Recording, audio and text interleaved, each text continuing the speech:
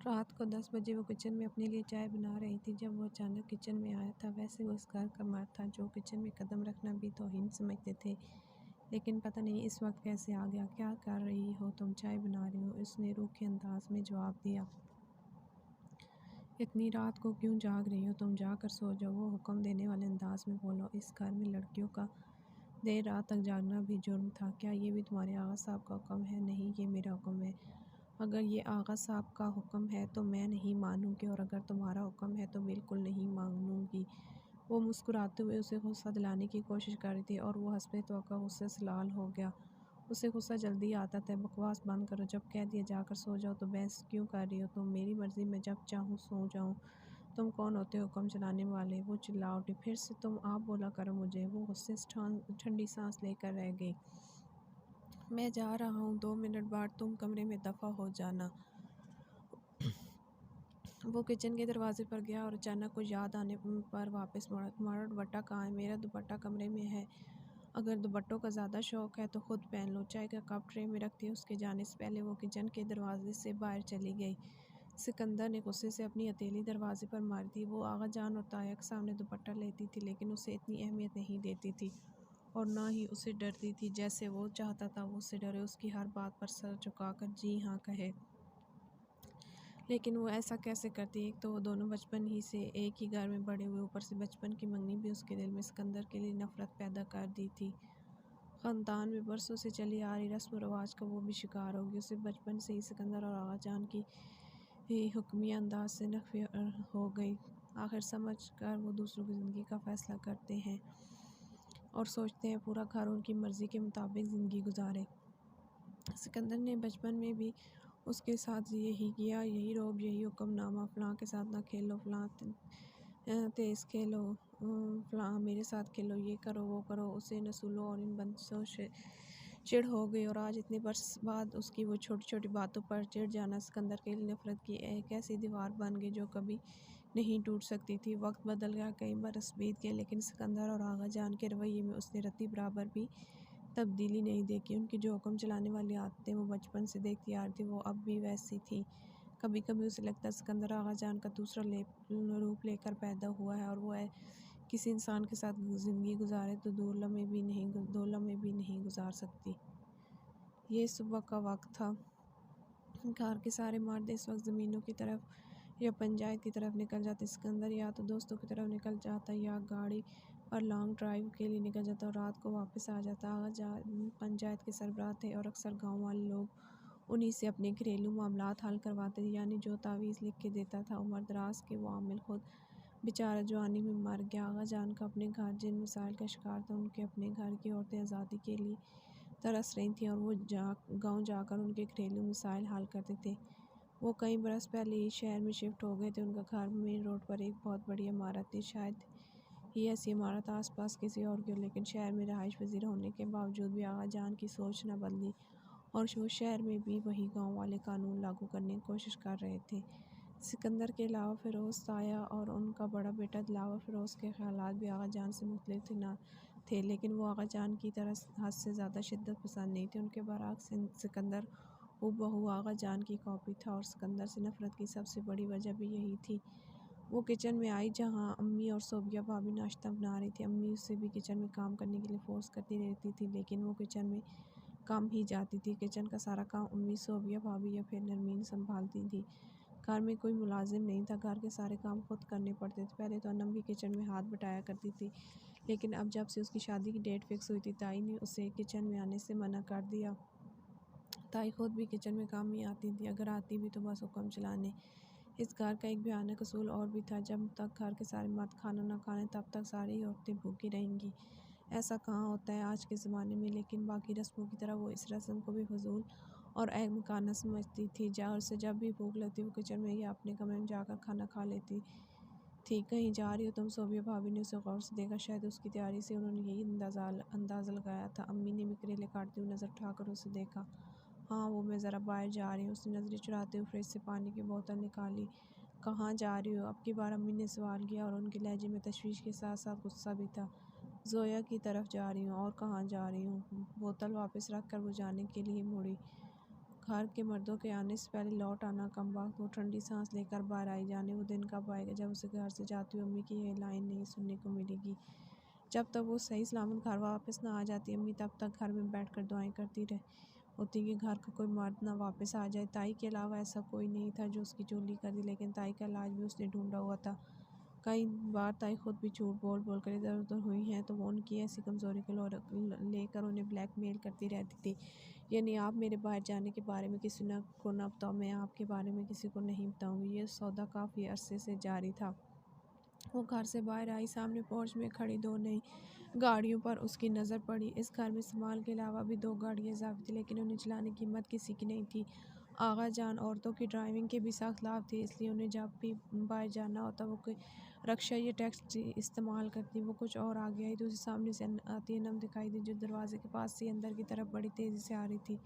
अचानक अनम की उस पर नज़र पड़ी तो वो बुरी तरह चौंक गई, शायद डर से काम भी रही थी, और गौर से अनम को देखने लगी जिसके चेहरे पर घबराहट थी। क्या हुआ अन्नम, तुम ठीक तो हो? उसने तशवीश से लेकर अन्नम से पूछा, और अन्नम ने डरते हुए असबात में लाया और तकरीबन भागते हुए घर के अंदर की तरफ चढ़ गई। और वो वहीं खड़ी सोच में पड़ गई। अन्नम को अचानक क्या हो, फिर वो यही सोच कर बाहर आई कि जोया से मिलकर जब वापस आएगी तो अन्नम से पूछ लेगी, कुछ करेगी। वो रिक्शा कार के जोया की तरफ रवाना हुई। आज उसे जोया से खास मीटिंग करनी थी। उसने 2 हफ्ते पहले एक प्राइवेट ट्यूशन में कंप्यूटर सीखने के लिए अप्लाई किया था, और आज सुबह ही जोया ने बताया कि उसकी एडमिशन हो गई और 2 हफ्ते तक वो क्लासेस लेने आ सकती है। इस हवाले से मज़ीद बातें करने वो जोया की तरफ जा रही थी। जोया अपने घर में नहीं थी, उसने एक ढाबा-नुमा होटल पे बुलाया था जो बिल्कुल सड़क किनारे था। तुम एक बार फिर सोच लो शायद, मुझे नहीं लगता तुम्हारे आजान या सिकंदर तुम्हें इस चीज़ की इजाज़त देंगे। जोया उसे 3 बार पहले दोहराई हुई बात फिर से बता रही थी। डरो मत, कुछ नहीं होता। आगा जान को मैं राज़ी कर लूँगी, और सिकंदर से मैं बिल्कुल नहीं डरती। जोया ने चाय का ऑर्डर किया। 2 मिनट बाद चाय और वो दोनों चाय पीने जहाँ आकर भी उसे बार-बार नम का ख्याल, उस घबराई शक्ल सामने आ रही थी। तो तुम कब बात करोगी? अभी नहीं, अबू तो अनम की शादी है, उससे निमट कर तसल्ली से बात करूँ। चाय का आखिरी सिप लेती हुई, कुछ पता चला लड़का कौन है? उसने मिजाज से कप टेबल पर रख दिया। कहाँ, अभी तो किसी ने लड़के को देखा तक नहीं। किसी ने भी नहीं देखा क्या? जोया हैरान हुई। किसी से मुराद घर की लड़कियों ने, बाकी सब तो देख चुके हैं। अनम ने देखा नहीं, उस बेचारी ने भी कहाँ देखा। वो शादी से पहले लड़का देखेगी तो आगा जान की नाक नहीं कट जाएगी। उसने गुस्से से कहा, वैसे सच कहूँ तो तुम्हारे आगा जान कार तो ज्यादा रहे हैं आजकल, ऐसा कहाँ होता है? शायद ही कुछ ज़्यादा ऐसे हों, लेकिन शहरों में तो बिल्कुल ऐसे नहीं होता। जोया अभी तक चाय पी रही थी। छोड़ो, खामख्वाह मेरा दिल न जलाओ तुम। और ये बताओ, कंप्यूटर बोलते अचानक जैसे उसके सर पर छत गिर गई। वो दूर से नज़र आने पर भी उसे अच्छे से पहचान दे। वो सिकंदर था जो उसे देख चुका था और अब इसी तरह गुस्से से आ रहा था। जोया ने तो कुछ सेकंड बाद उसे देखा और वो भी उसकी तरह शार्क थी। उसे डर नहीं लगता, लेकिन उसे अचानक वहाँ देखकर वो काफ़ी सदमे में आई थी। तुम यहाँ क्या कर रही हो? वो उसके सर पर पहुँचकर ज़ोर से दहाड़ा। वो दोनों घबरा कर खड़ी हुई। मैं वो हैरत के मारे उसकी आवाज़ भी नहीं निकल रही थी। उससे पहले वो कोई जवाब, सिकंदर ने उसका हाथ पकड़ा और खींचते हुए उसे ढाबे नुमा होटल से बाहर ले गया। लोगों को देखने के लिए मुफ्त का तमाशा मिल गया था। सिकंदर ने गाड़ी का दरवाज़ा खोलकर उसे धक्का दिया था। वो अंदर जा गिरी। तुम्हारी हिम्मत कैसे हुई घर से बाहर निकलने की? वो ड्राइविंग करते हुए दहाड़ रहा था। मैं अम्मी को बता कर आई हूँ। उसने मदम मगर सर्द लहजे में कहा। वो काफ़ी हद तक समझ चुकी थी, लेकिन मुझे तो नहीं बताया। उसका गुस्सा कम नहीं होता, क्योंकि तुम्हें बताना ज़रूरी नहीं था। और आइंदा इस तरह मेरा हाथ पकड़कर मुझे घसीटने की जुर्रत न करना। मैं तुम्हें कत्ल करने का भी इख्तियार रखता हूँ, और मैं ये करूँगा भी जिस दिन मेरी बर्दाश्त की हद ख़त्म हो गई, उस दिन तुम्हारा आखिरी दिन होगा। वो गुस्से में लाल हो चुका था और ड्राइविंग करते हुए चीख रहा था, तुम्हारी यही सैली तुम्हें उल्टी सीधी पट्टियाँ पढ़ाती है, आज़ादी पसंद की, शादी बराबरी वगैरह वगैरह। जी नहीं, इतना शौक तो मैं खुद भी रखती हूँ, तुम्हारी तरह नहीं हो। अमेरिका से जाकर जाहिलियत की डिग्री लेकर आ गई। शट अप, एक लफ्ज़ भी आगे मत बोलना, नहीं तो गाड़ी से नीचे फेंक दूंगा। तो फेंक दो, लेकिन मैं तुम्हारे सामने सर नहीं झुकाऊंगी। वो शैतानी मुस्कुराहट के साथ हंसा था।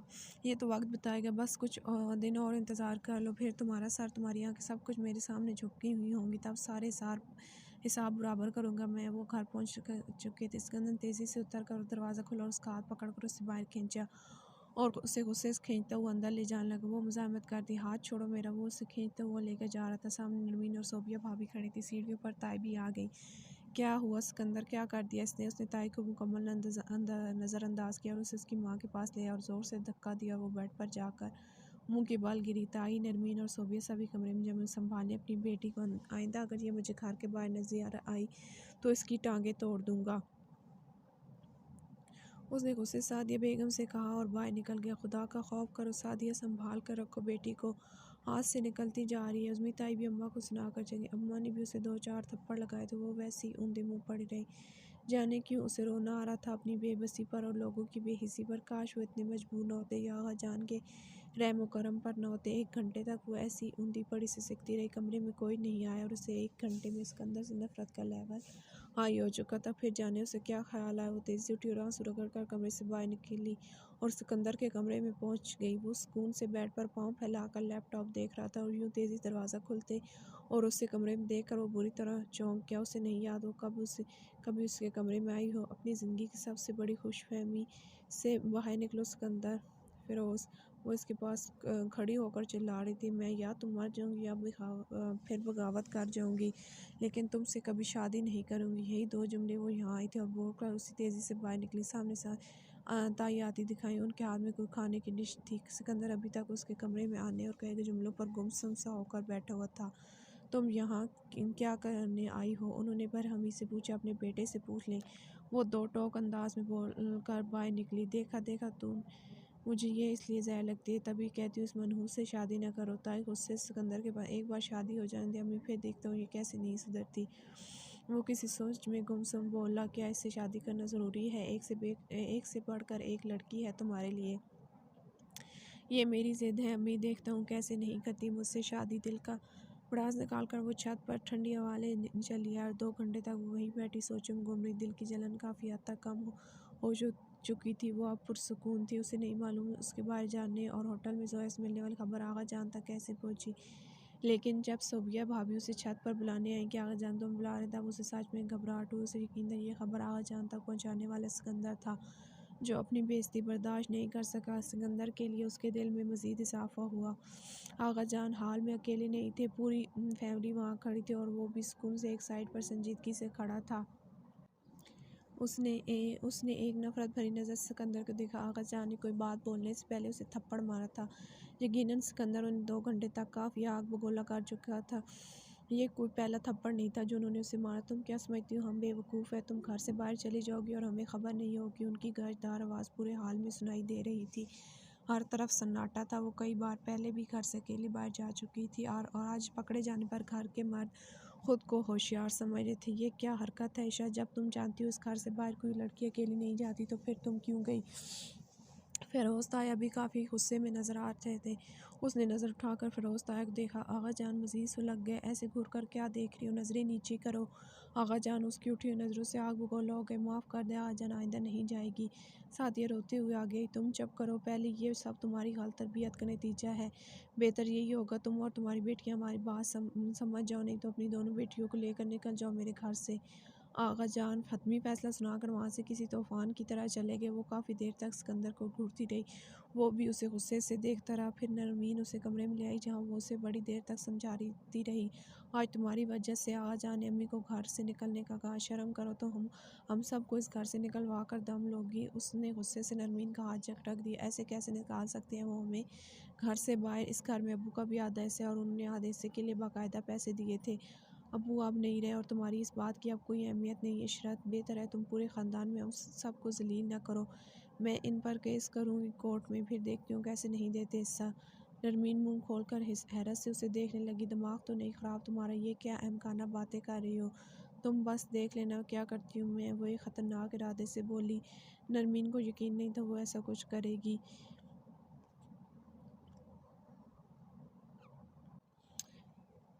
इशरत सीधा अनम के पास आई। इस वक्त वो उदासी शक्ल बनाए बाजू में सर दिए बैठी थी। अनम तुम ठीक हो ना? अनम ने चौंक कर सर उठाया। हाँ हाँ मैं ठीक हूँ। ये बोलती भी वो ठीक नहीं लगती। खाक ठीक हो? चेहरा देखो अपना, ऐसा लगता है 1 हफ्ते से सोई नहीं हो। वो उसके पास बेड पर बैठ गई। तुम ये शादी नहीं करना चाहती? अनम ने स्पार्ट चेहरे के साथ उसे देखा। कोई जवाब नहीं दिया। उसे एक बार फिर अपना सवाल दोहराना पड़ा। अनम क्या तुम शादी नहीं करना चाहती? अनम ने इस बात में सर हिलाया। वो कुछ लम्हे उसे देखती रही। क्या तुम किसी और से शादी करना चाहती? उसने अंधेरे में तीर चलाया था, लेकिन अनम ने एतराफ़ ने उसे हैरान कर दिया। उसने सोचा नहीं था इतनी जल्दी वो इस बात का एतराफ़ कर ली। कौन है वो? हमारा पड़ोसी है। तुम कब से और कैसे जानती हो उसे? उसका नाम कबीर है। वो 7 महीने पहले ही लंदन से वापस आया है और कुछ दिनों बाद वापस चले जाएगा। हमारी पहली मुलाकात भी तकरीबन 7 महीने पहले हुई थी और तुम लोगों की मुलाकात कहाँ पे होती है? घर से बाहर तुम जा नहीं सकती। घर के पिछले हिस्से लॉन की तरफ एक छोटा हिस्सा टूटा हुआ है। जिसके साथ उसका घर है वो यहाँ किराए पर रहता है। हम दोनों हर शाम को वहीं पे मिलते हैं। वो मुझसे बहुत मोहब्बत करते हैं, मुझसे शादी करना चाहते हैं। मैंने अब उसे अपनी शादी की बात बताई तो वो काफ़ी नाराज़ है। मुझसे कहते हैं हम दोनों छुप कर निकाह कर लेते हैं और फिर वो मुझे हमेशा के लिए लंदन ले जाएगा। अनम ने रोते हुए अपनी पूरी बात की। उसकी पूरी बात सुनने के दौरान वो खामोशी सुनती रही। तो फिर मसला क्या है? अनम ने उसे घूर कर देखा। क्या तुम सच में नहीं जानती मसला क्या? देखो, अगर मसले से तुम्हारा मुराद आगा जान या फिरोज़ ताया, दिलावर भाई या सिकंदर हैं तो उनके लिए तुम आग में नहीं कूद सकती। यकीन करो, मुझे तो बहुत खुशी हुई जब तुमने मुझे ये बात बताई। मैं तो कहती तुम कबीर की बात मान लो और निकाह कर लो उसके साथ। पुरानी रस्म व रवाज में अपनी ज़िंदगी बर्बाद न करो। यहाँ एक जहन्नम से निकलोगी, दूसरे जहन्नम में जाने के लिए मर्दों की दुनिया से बाहर निकलो और एक आज़ाद फ़िज़ा में सांस लो। तुम पूरी ज़िंदगी समझौते में नहीं गुजार सकती। तुम्हारा फ्यूचर कबीर के साथ है। आज तुम्हें ज़िंदगी मौका दे रही है। कल जब तुम्हारा शौहर तुम्हारे मुंह पर थप्पड़ मार कर तुम्हारी बेइज्जती करेगा तब तुम सोचोगी काश इस दिन ज़रा सी हिम्मत कर लेती तो आज यूँ सिसक सिसक कर ज़िंदगी ना जी रही होती। अनम घबरा कर खड़ी हुई। अम्मी कहाँ हैं? वो बाज़ार गई हैं। सोफिया भाभी से कंफर्म करके आई हूँ। तुम बस सोच लो, ऐसा मुमकिन नहीं है इशरत, मैं इतना बड़ा कदम नहीं उठा सकती। आगा जान मार देंगे उसे भी और मुझे भी। उसने अनम का हाथ पकड़ कर अपने हाथ में लिया। तुम दोनों निकाह करके हमेशा के लिए पाकिस्तान छोड़ जाओगे। लंदन में आगा जान की 7 नस्लें भी तुम्हें ढूंढ नहीं पाएंगी। मुझे बहुत डर लग रहा है, मैं ये नहीं कर सकती। तो क्या तुम सारी ज़िंदगी अम्मी और ताई की तरह मर्दों के जुल्म सह कर गुजार दोगी? याद रखो, अपनी मर्ज़ी से निकाह करने का तुम्हें मज़हब भी देता है। मैं सोचूंगी तुम अभी जाओ यहाँ से, मैं इंतज़ार करूँगी तुम्हारे जवाब का। वो तेज़ी से कमरे से बाहर निकल कर अपने कमरे में आई। उसने कभी सोचा भी नहीं था अनम के दिल में ऐसी कोई बात होगी, लेकिन अब जानकर उसे अच्छा लग रहा था और ये डर कि वो बेवकूफ़ इनकार करके अपनी ज़िंदगी मुश्किल ना बना दे। वो 1-1.5 घंटा सोई रही लेकिन अनम उसके ज़हन से नहीं निकली। 2 घंटे बाद अनम खुद उसके पास आई थी। ये रात का वक्त था जब तकरीबन सब सो चुके थे। वो छत पर उसका इंतज़ार कर रही थी। लाशौरी तौर पर उसे यकीन था वो आएगी। मैं कबीर से इनकार करने के लिए तैयार हूँ। उसे इतनी जल्दी अनम के मान जाने पर यकीन नहीं है। वो समझी थी वो डर कर अपना फ़ैसला बदल लेगी। अब तुम बताओ इशरत, तुम मेरी क्या मदद कर सकती हो? मैं तुम्हें इस घर से सही सलामत बाहर निकाल सकती हूँ, बाकी का काम कबीर का है। वो दोनों वहीं छत पर बैठकर सरगोशी के अंदाज में बातें करने लगी। लेकिन मुझे बहुत डर लग रहा है। अनम के चेहरे पर घबराहट के आसार थे। लग नहीं रहा था वो अपने फ़ैसले से पूरी तरह मुत्तफ़िक़ है। जब फ़ैसला कर चुकी हो तो डरना कैसे? एक अनजान आदमी के साथ ज़िंदगी गुजारने से बेहतर है एक ऐसे इंसान का इंतखाब करो जिसे तुम जानती हो, जिसे तुमने देखा हो। अच्छा ये बताओ, कबीर का कोई नंबर वगैरह है तुम्हारे पास? हाँ, नंबर तो है लेकिन मेरे पास मोबाइल नहीं है। मोबाइल मेरे पास है, तुम बस नंबर दो। अनम ने नंबर लिखवाया और उसने तेज़ी से इधर उधर देखते हुए नंबर नोट कर ली। ठीक है, अब तुम जाओ यहाँ से। कोई देख लेगा तो शक करेगा। मैं कल उससे तफसीली बात करके तुम्हें बता दूंगी। मैं इंतज़ार करूंगी, मुझे मालूम है। अब तुम जाओ। अनम इधर उधर देखती भागते हुए सीढ़ियों से नीचे उतरी। इस घर में एक बहुत बड़ा तूफान आने वाला है। किचन में इस ऐलान किया जब सादिया बेगम के अलावा नरमीन वहीं। क्या मतलब नरमीन? सादिया ने भी चूल्हा चलाते हुए इसकी बात पर ध्यान दिया। आगा जान को ज़िंदगी का सबसे बड़ा सदमा लगने वाला है। नरमीन और सादिया बेगम हैरान होकर उसे देखने लगी। आहिस्ता बोल, कमबख्त, फिर से क्या कर दिया तूने? सादिया बेगम ने घबराते हुए दरवाजे की तरफ देखा। मेरी प्यारी अम्मी, मैंने कुछ नहीं किया, बस यूँ समझ ले एक परिंदा सोने के इस पिंजरे से आज़ाद होने वाला है।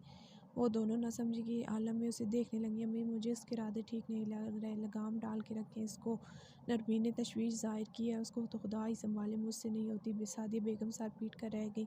वो मुस्कुरा कर बाहर निकली। आज के दिन उसका सबसे बड़ा मिशन कबीर से मिलकर आगे की इन्फॉर्मेशन लेनी थी। उसे ये सब जल्दी ही करना था क्योंकि घर में शादी के लिए रिश्तेदारों की आमद शुरू हो चुकी थी। नाश्ते के बाद मामूल के मुताबिक घर के सारे मर्द बाहर निकल गए। उसे जब तसल्ली होगी तो अम्मी कमरे से स्याह चादर बगल में दबाकर बाहर निकली और लॉन में आकर उनसे स्याह चादर ओढ़ ली और आगे पीछे देखते हुए चुपके से बाहर निकली। उसके बाहर आने का किसी को इल्म नहीं हुआ। उसके घर के साथ दूसरा घर कबीर का था। उसने तेज़ी से 2-4 बार बैल बजाई। वो 2 मिनट बाद दरवाज़ा खोलने आया तो ऐसा लगता है जैसे नींद से जाग कर आया हो। वो एक दरमियानी शक्ल वाला, उम्र में अनम से कहीं बड़ा संजीदा किस्म का आदमी लग रहा था। पहली नज़र में उसे समझ नहीं आई अनम को ऐसे लड़के से मोहब्बत कैसे होगी। जी आप कौन? वो बिना उसकी इजाज़त कबीर घर में घुस गए और उससे अपना तारुफ आने का मकसद उठाया। तकरीबन 1 घंटे तक वो वहीं उसके घर में बैठकर उससे हालात के बारे में डिस्कस करती रही। वो एक पढ़ा लिखा और सुलझा हुआ इंसान था। उसकी बातों से लगा वो अनम को लेकर काफ़ी सीरियस था और उनके घर के हालात और माहौल अच्छे से जानता था। उसने आगे की सारी प्लानिंग पहले से कर रखी थी और उसने अपने ख्यालात उसके साथ भी शेयर कर दिए। वो उसे समझाती रही कि उसे कब कहाँ क्या करना होगा और किस होशियार से आ रही से निकलना होगा। आप टेंशन न लें, हम लोग यहाँ से सेफ निकल जाएंगे इंशाल्लाह।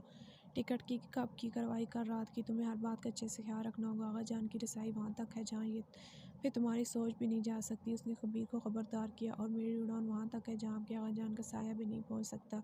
वो खड़ी हुई, ठीक है, बाकी बातें कॉल पे करूँगी। वो जाने लगी, फिर मुड़ी, धोखा तो नहीं देंगे आप अन्नम को? ऐसा करूँ तो सड़क पर खड़ा करके 100 जूते मारिएगा। वो मुस्कुराता हुआ कह रहा था। वो बाहर निकली आई, जिस खामोशी और एहतियात से वो चादर ओढ़ कर बाहर निकली, उसी एहतियात से वापस अपने घर में दाखिल हुई।